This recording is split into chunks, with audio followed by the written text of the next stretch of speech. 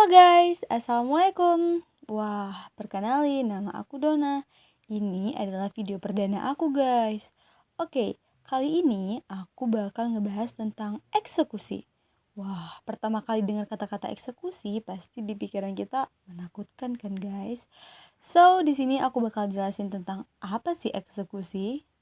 Eksekusi. Check it out. Eksekusi adalah pelaksanaan putusan yang telah mempunyai kekuatan hukum yang tetap atau pasti, yang artinya putusan tersebut sudah final nih guys. Lalu pengertian eksekusi menurut Muhammad Yahya Harapan adalah pelaksanaan secara paksa putusan pengadilan dengan bantuan kekuatan hukum umum apabila pihak yang kalah atau tereksekusi atau pihak tergugat tidak mau menjalankan secara sukarela. Nah, eksekusi itu adalah upaya dari pihak yang dimenangkan dalam putusan guna mendapatkan apa yang menjadi haknya dengan bantuan kekuatan hukum, memaksa pihak yang dikalahkan untuk melaksanakan bunyi putusan. Nah, kita masuk ke dasar hukum eksekusi. Yang pertama, pasal 195 sampai pasal 208 dan 244 HIR atau pasal 206 sampai pasal 240 dan 258 RBG. Lalu ada pasal 225 HIR atau pasal 259 RBG yang mengatur eksekusi tentang putusan pengadilan yang menghukum tergugat untuk melakukan suatu perbuatan tertentu nih guys. Lalu pasal HIR pasal 191 HBG yang mengatur pelaksanaan putusan secara serta merata. Lalu ada pasal 198 KUA Perdata yang menyatakan bahwa hipotek merupakan hak keberadaan yang tetap melekat di atas benda hipotek di tangan siapa benda itu berada. Lalu kita masuk ke asas-asas eksekusi. Yang pertama, putusan yang akan dieksekusi adalah putusan yang telah berkekuatan hukum tetap atau BHT. Yang kedua, putusan yang tidak dijalankan secara sukarela. Yang ketiga, putusan yang bersifat komandator. Yang keempat, eksekusi atas pemerintah tertua pengadilan agama dan di bawah pimpinan ketua pengadilan agama. Yang kelima, eksekusi harus sesaat dengan amar putusan. Lalu jenis-jenis eksekusi. Ada 3 jenis eksekusi dalam hukum secara perdata nih guys. Apa aja sih? Yang pertama, eksekusi membayar sejumlah uang.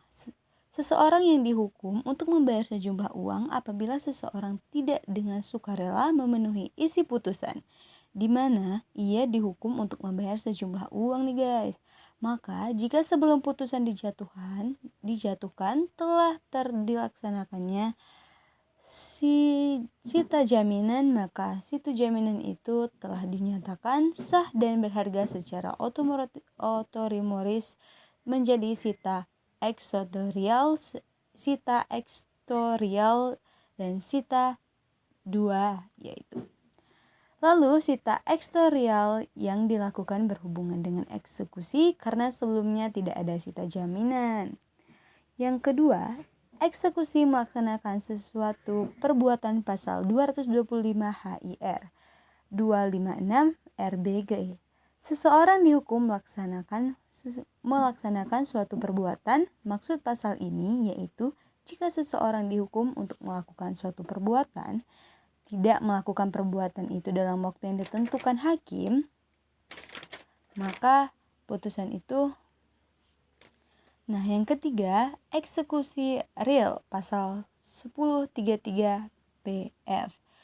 Nah, jika putusan hakim yang memerintahkan pengosongan suatu barang yang tidak bergerak atau tidak dipenuhi oleh orang yang dihukum, maka ketua akan memerintahkan dengan surat kepada seseorang jurus itu supaya dengan bantuan alat kekuasaan negara barang itu dikosongkan oleh orang yang dihukum serta kekuasaannya dengan segala barang dan kepunyaannya.